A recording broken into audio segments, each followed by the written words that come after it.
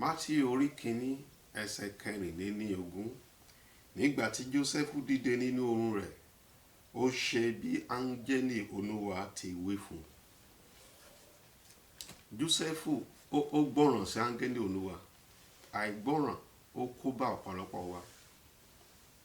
Ká bá ka inú ìwé mímọ́, áńgẹ́lì Olúwa ó sọ fún Jósẹ́fù wípé kó lọ fẹ́ Màríà.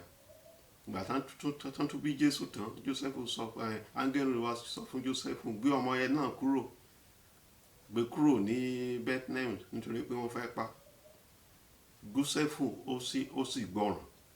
Ọ̀pọ̀lọpọ̀ nínú wa ni Ọlọ́run ti bá sọ̀rọ̀, ní ẹ̀mí mọ́ ti bá sọ̀rọ̀, bẹ́ẹ̀ á ṣe àìgbọ́ràn.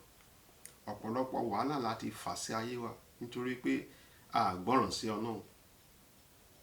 Ọlọ́run ti bá wa sọ̀rọ̀, ó bá wa sọ̀rọ̀ lójú oorun, ó rán wòlíì sí wa, ó bá wa sọ̀rọ̀, ó fi ọ̀rọ̀ ẹ̀ ó bá wa sọ̀rọ̀, bẹ́ẹ̀ tínú wa tọkàn wa la fẹ́ ṣe. Ní òní mo gbàdúrà fún ẹ, àìní ìgbọ́ràn mo fìbú ní ayé ẹ. Ẹ̀mí tó fi máa gbọ́ràn, ẹ̀mí tó fi máa mọ òun Olúwa, tó Olúwa fi máa bẹ́ẹ̀ sọ̀rọ̀. Ohun tó di ẹ́ létí tí ò fi gbọ́ ohùn Olúwa, iná Ọlọ́run yọ kúrò lórúkọ Jésù.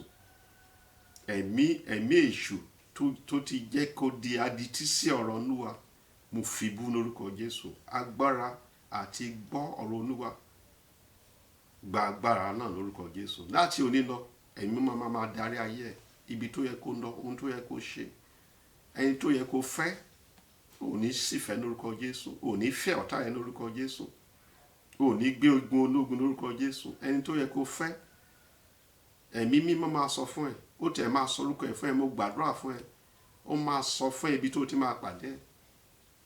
Bẹ́ẹ̀ ni ó rí. Ẹ̀mí mímọ́ máa darí ayé ẹ, ẹ̀mí máa tọ́ ẹ sí, ó máa tọ́ ẹ sí ọ̀nà ìgbéga, ọ̀nà ìyè. Bẹ́ẹ̀ ni ó rí. Láti òní lọ kẹ́mi máa darí orí ayé ẹ, kó máa darí iṣẹ́ ẹ. Bẹ́ẹ̀ ni ó rí lórúkọ ti Bàbá, lórúkọ ti Ọmọ, lórúkọ ti Ẹ̀mí Mímọ́.